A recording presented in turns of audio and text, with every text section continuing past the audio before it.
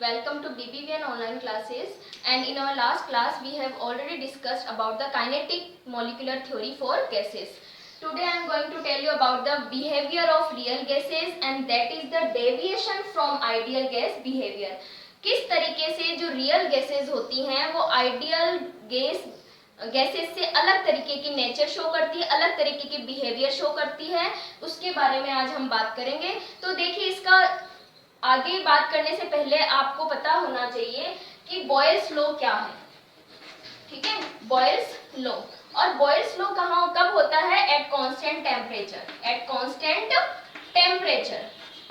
ठीक है, आपने पढ़ा था कि बॉयल्स लॉ में जब कांस्टेंट टेम्परेचर होता है तो रिलेशनशिप होता है प्रेशर और वॉल्यूम के बीच में, और प्रेशर जो होता है वो डायरेक्टली इनडायरेक्टली प्रोपोर्शनल होता है वॉल्यूम के, यानी P is indirectly proportional to volume. अगर हम प्रेशर को इंक्रीज करते हैं तो वॉल्यूम क्या हो जाएगा? गैस का कम हो जाता है। ठीक है, अगर देखें यहाँ से रिलेशनशिप क्या आ रही है, अगर हम प्रेशर को इंक्रीज करते हैं तो वॉल्यूम क्या हो जाता है? डिक्रीज हो जाता है। प्रोपोर्शनलिटी का साइन हमने हटाया था तो क्या आया था? एक कांस्टेंट आया था। और अगर हम इसको इस तरीके से लिखते हैं PV इक्वल टू K, और K क्या है यहाँ पर? कांस्टेंट। तो देखिए हमारा जो फॉर्मूला है या रिएक्शन है, इक्वेशन है, वो क्या बनती है? PV equal to constant, means at constant temperature PV जो होता है, यानी कि प्रेशर और वॉल्यूम का जो प्रोडक्ट होता है वो क्या होता है? कांस्टेंट होता है। तो देखिए अगर हम ग्राफ प्लॉट करते हैं किस किस के बीच में? PV, ठीक है, और प्रेशर के बीच में। तो देखिए आपको पता है ना, प्रेशर बढ़ाते हैं तो वॉल्यूम कम होता है। इट मींस अगर हम बढ़ाएंगे तो वॉल्यूम कम हो जाएगा, मींस PV क्या रहेगा? आप कितना ही प्रेशर बढ़ाओ, ओके, PV हमेशा क्या रहना चाहिए? कांस्टेंट रहना चाहिए, क्यों? According to Boyle's law. ठीक है, तो जैसे जैसे हम प्रेशर बढ़ाते हैं, इंक्रीज करते हैं, तो PV क्या रहेगा? कांस्टेंट रहता है according to Boyle's law. Okay, लेकिन ये जब कांस्टेंट ग्राफ मिलता है हमें, इस तरीके से लाइन मिलती है, वो सिर्फ आइडियल गैसेस के लिए मिलती है। किसके लिए मिलता है ऐसा ग्राफ? हमें आइडियल गैस के लिए मिलता है। जबकि जो रियल गैसेस होती है, जैसे मैं अगर हाइड्रोजन के लिए ड्रॉ करूं तो ये ग्राफ हमें ऐसे मिलता है, हीलियम के लिए बात करें तो ये ग्राफ हमें ऐसे मिलता है। यानी कि जैसे जैसे हम प्रेशर बढ़ाते हैं वैसे वैसे PV का जो वैल्यू है वो क्या हो रहा है? इंक्रीज हो रहा है। ठीक है, समझ में आ रहा है आपको कि जैसे जैसे हम प्रेशर बढ़ाते हैं तो जो हाइड्रोजन गैस है और हीलियम गैस है उनके लिए ये देखिए किस तरीके से जो PV की वैल्यू है वो इंक्रीज होती है। लेकिन कुछ गैसेस के लिए क्या होता है? देखिए ग्राफ आता है इस तरीके से, ये ग्राफ आया, ये किसके लिए आया? CO के लिए। और अगर हम किसी और गैस की बात करें तो उसका ग्राफ आता है इस तरीके से, जैसे मैंने ये मीथेन के लिए ग्राफ बनाया है। तो देखिए इसमें क्या होता है? इसमें हमें अलग ही दिखाई दे रहा है कि जैसे जैसे हम प्रेशर बढ़ाते हैं तो जो मीथेन गैस है उसके लिए पहले तो PV की वैल्यू डिक्रीज होती है, फिर एक मिनिमम वैल्यू आने के बाद में ये धीरे धीरे प्रेशर के साथ में PV जो है उसकी वैल्यू धीरे धीरे क्या हो रही है? इंक्रीज हो रही है। तो ये डेविएशन देखने को मिला जब एक्सपेरिमेंट्स करे गए। ठीक है, तो अब इसी डेविएशन की बात और एक्सप्लेनेशन हम आगे करेंगे। तो देखिए किस तरीके से ये डेविएशन शो होता है। अब जैसे ही रियल गैसेस में जो ये डेविएशन देखा जाता है फ्रॉम आइडियल गैस बिहेवियर, ठीक है, तो क्यों देखा जाता है? यहाँ पर दो क्वेश्चन हमारे सामने आते हैं कि एक तो आइडियल गैस बिहेवियर जो रियल गैसेस हैं वो डेविएशन शो क्यों करती है, दूसरा क्वेश्चन आता है कि किन कंडीशंस में ऐसा होता है। तो देखिए हमें काइनेटिक थ्योरी ने दो बातें बोली थी।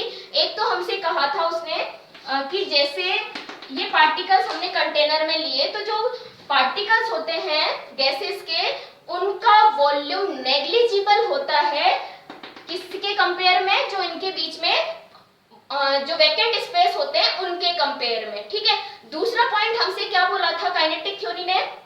पार्टिकल्स के बीच में किसी तरीके का अट्रैक्शन फोर्स नहीं होता है। अब देखिए किस तरीके से काइनेटिक थ्योरी के दो पॉइंट्स गलत आते हैं। एक फर्स्ट पॉइंट जो उन्होंने बोला कि पार्टिकल्स के बीच में किसी तरीके का अट्रैक्शन फोर्स नहीं है, अगर ऐसा होता तो क्या होगा?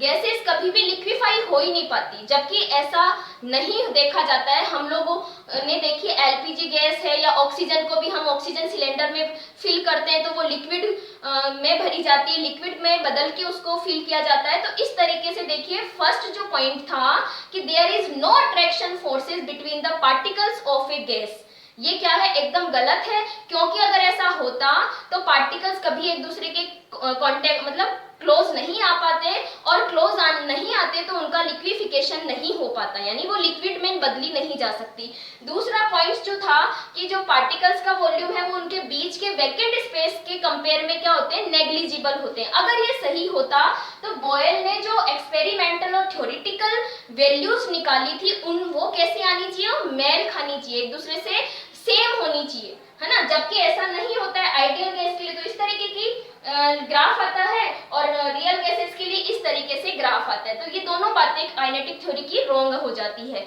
अब देखिए हम बात करते हैं कि ये बिहेवियर जो आया वो कैसे बिहेवियर होता है और किस तरीके से हम इस बिहेवियर को या रियल गैसेस के लिए हम गैस इक्वेशन लिख सकते हैं। तो देखिए यहाँ पर दो बातें आती हैं। पहली तो कि जो पार्टिकल्स होते हैं, ठीक है, किसके, रियल गैसेस के। तो रियल गैसेस में क्या होता है, पार्टिकल्स आपको पता है कंटेनर में भरे हुए हैं, तो जैसे ही हम प्रेशर बढ़ाते हैं तो पार्टिकल्स एक दूसरे के पास आते हैं, उनमें अट्रैक्शन फोर्स डेवलप होता है या बढ़ जाता है। तो जैसे ही अट्रैक्शन फोर्स बढ़ता है तो पार्टिकल्स क्या होते हैं, जैसे ही कंटेनर की तरफ आते हैं क्या करने, कोलाइड करने या प्रेशर अप्लाई करने, तो जैसे ही ये पार्टिकल इधर की तरफ आएगा तो इसके पीछे वाले इसके आसपास वाले जो पार्टिकल्स होते हैं बिकॉज ऑफ अट्रैक्शन फोर्स वो उसको क्या कर लेते हैं, वापस पीछे की तरफ ड्रैग कर लेते हैं। क्या कर लेते हैं, वापस से उसको पीछे की तरफ ड्रैग कर लेते हैं या खींच लेते हैं। उससे क्या होता है कि पार्टिकल्स जितना प्रेशर इस बॉल पर अप्लाई कर सकता था उतना प्रेशर अप्लाई नहीं कर पाता है, उससे थोड़ा कम प्रेशर ही अप्लाई कर पाएगा। और यही रीजन है कि जो प्रेशर होता है रियल गैसेस का वो क्या होता है, कम होता है as compare to pressure of ideal gas. और कितना कम होता है, AN²/V²। यहाँ पर A क्या है, यहाँ पर A है वॉन डेर वाल कांस्टेंट, ठीक है, और V यहाँ वॉल्यूम है, N यहाँ पर क्या है, नंबर ऑफ मोल्स, ठीक है। तो ये एक हमारे पास में क्या आया कि अगर पार्टिकल्स के बीच में प्रेशर बढ़ाते हैं तो अट्रैक्शन फोर्स बढ़ जाता है, जिससे ये पार्टिकल जैसे ही कंटेनर पर प्रेशर अप्लाई करने आता है तो पीछे वाले particles because of attraction force उसको बैक साइड में वापस से क्या कर लेते हैं, खींच लेते हैं, ड्रैग कर लेते हैं, जिससे जिस स्पीड से वो कोलाइड करेगा या प्रेशर अप्लाई करेगा वॉल पर उतना ना करके आइडियल गैस से क्या करेगा, थोड़ा सा प्रेशर कम अप्लाई करेगा। तो रियल गैसेस का प्रेशर क्या हो जाता है, इस तरीके से हम कैलकुलेट करते हैं। तो P आइडियल क्या हो जाता है, देखिए क्या आ जाएगा, P रियल यानी pressure of real gas plus AN²/V², क्योंकि रियल का क्या होता है, प्रेशर आइडियल से कम होता है, इतना कम होता है। तो हम इसी रिएक्शन को, इस वैल्यू को मैंने इधर ले आई तो हमारी इक्वेशन ये बनती है। नेक्स्ट हम बात करते हैं वॉल्यूम की। तो देखिए हमारी इक्वेशन कौन सी है, आइडियल गैस इक्वेशन PV=nRT, ये हमारी एक इक्वेशन है, ठीक है। अब देखिए नेक्स्ट बात करते हैं, हमने प्रेशर की बात करी, अब हम वॉल्यूम की बात करते हैं। पार्टिकल्स क्या करते हैं, इनके बीच में जो अट्रैक्शन फोर्स होता है वो अट्रैक्शन फोर्स क्या करता है, पार्टिकल्स को सारा जो वॉल्यूम दे रखा है हमने उस वॉल्यूम में स्प्रेड या डिफ्यूज होने नहीं देते। क्यों नहीं होने देते, क्योंकि उन पार्टिकल्स के बीच में क्या है, अट्रैक्शन फोर्सेस हैं। तो क्या होता है, वो पूरे के पूरे वॉल्यूम में स्प्रेड नहीं हो पाते, तो इस वजह से उनका वॉल्यूम जो है वो कितना कम हो जाता है। तो क्या कितना कम होगा वॉल्यूम, V-NV, ठीक है, कितना कम होता है, अगर हम यहाँ बात करें V आइडियल की तो V=-NV हो जाता है, ठीक है। तो इतना वॉल्यूम कम होगा। अब देखिए हम यहाँ पर जो हमारी इक्वेशन है उस इक्वेशन को अगर लिखना चाहें हम रियल गैसेस के लिए तो वो इक्वेशन क्या हो जाएगी, गैस इक्वेशन या रियल गैस इक्वेशन हम बोल सकते हैं, रियल गैस इक्वेशन। तो वो क्या हो जाएगी, देखिए प्रेशर कितना आया हमारे पास में, P real AN², P real ideal plus AN²/V²। यहाँ पर जो B है वो भी क्या है, वॉन डेर वाल कांस्टेंट है, ठीक है, ये तो हो गया प्रेशर। फिर V-NV, वॉल्यूम भी क्या मिलेगा, जो स्टार्टिंग में था वो ना मिलकर हमें उससे कम मिलेगा, इक्वल टू nRT।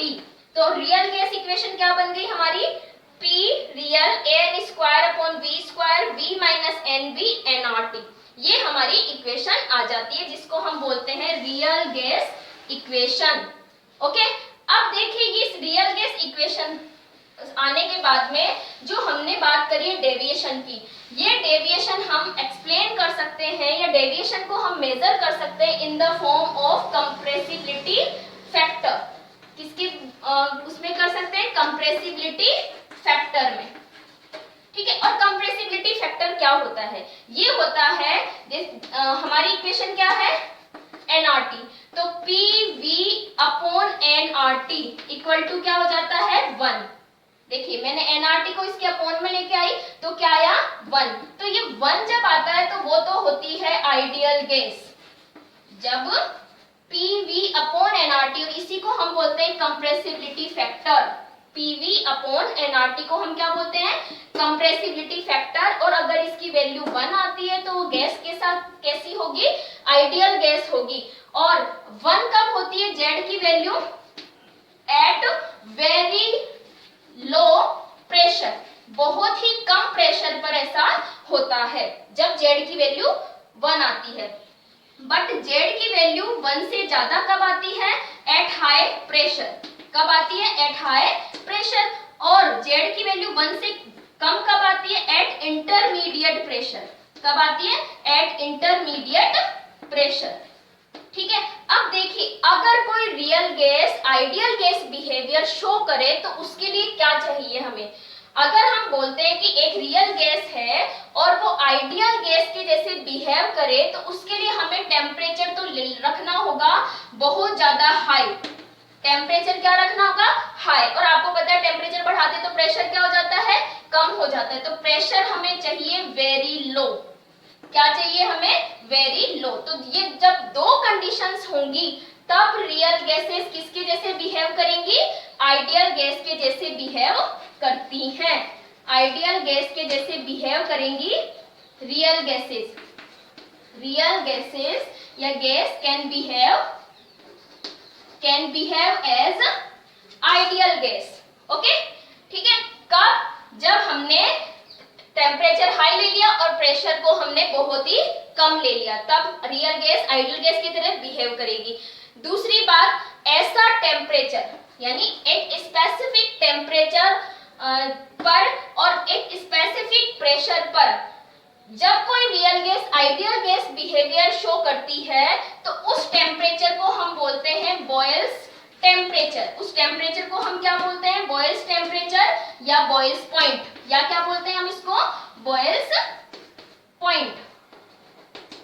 ठीक है, ये हो गई एक और डेफिनेशन कि वो मैक्सिमम टेम्परेचर जिस पर एक रियल गैस एक स्पेसिफिक प्रेशर पर आइडियल गैस के जैसे बिहेव करे उस टेम्परेचर को बोलते हैं हम बॉयल्स टेम्परेचर या बॉयल्स पॉइंट।